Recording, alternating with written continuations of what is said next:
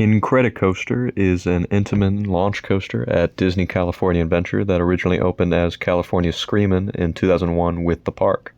The retheme came with a rebranding of the entire section to Pixar in 2018, something that has become very common across the park since it opened, with the only section that has remained unchanged since then being Grizzly Peak in the front of the park. Pixar Pier now has rides themed to all kinds of Pixar characters, with the most prominent being the resort's biggest roller coaster, Incredicoaster.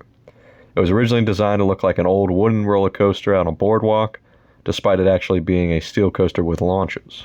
New theming was added with the addition of The Incredibles, with an all-new soundtrack on board each of the trains, and small bits of theming throughout the ride, featuring most of the Incredibles themselves.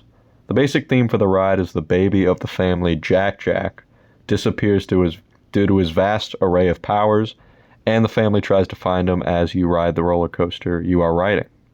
It's a pretty loose story, but I think it works, and I love the music for the ride due to it also being the music from the original movie, which is fantastic. The ride is classic over-the-shoulder restraints due to it having the one vertical loop, but honestly a lap bar is all it really needed, and the ride would be better with them. The ride is over a mile long with a track length of 6,072 feet, an initial launch of 0 to 55 in 4 seconds, and a drop of 108 feet. Now that we got the stats out of the way, let's see how it rides. The ride begins with a small theming room where Jack Jack disappears, followed by that 0 to 55 mile per hour launch across the lake, with a decent kick to it and dash counting you down. You then rise into the first Scream tunnel and plunge down a drop with some good airtime directly into a large turnaround section. You then dive back down towards ground level before rising up a lift hill into the ride's biggest drop. Inside the tunnel, you can see Mr. and Mrs. Incredible trying to get Jack Jack, and there's a smell effect of cookies right before you descend the drop.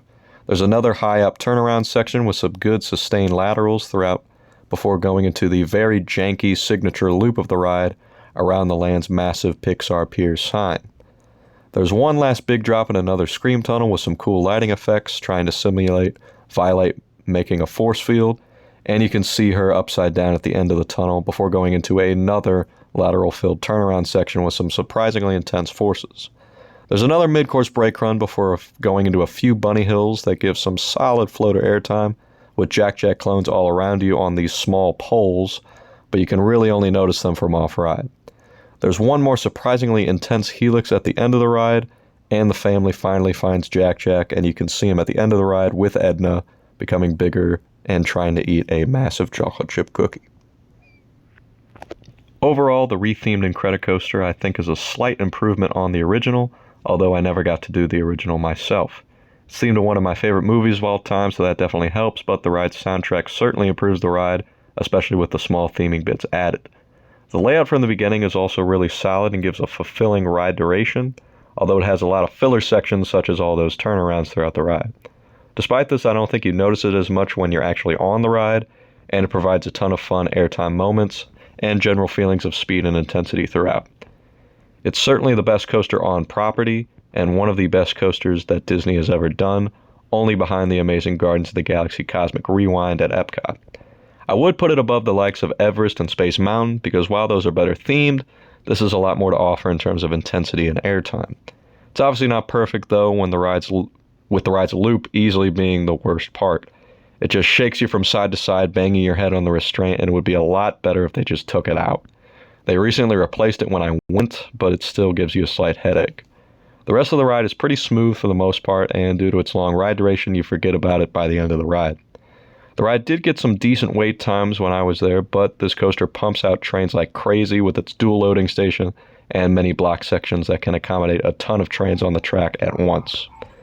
This did make the single rider line kind of a pain, however, because you had to take an elevator up, walk across a bridge, and another elevator down just to get to the main station platform due to it having to cross one of the track sections. In hindsight, it was probably quicker just to use the main line due to this weird quirk the single rider line has. It's a really fun ride despite all its quirks, however, and solidly in my top 25 actually. It's definitely a must-do when visiting DCA, and probably good to get a couple of rides when you are visiting. Be sure to subscribe for more coaster content and be on the lookout for more coaster reviews and other theme park videos in the near future.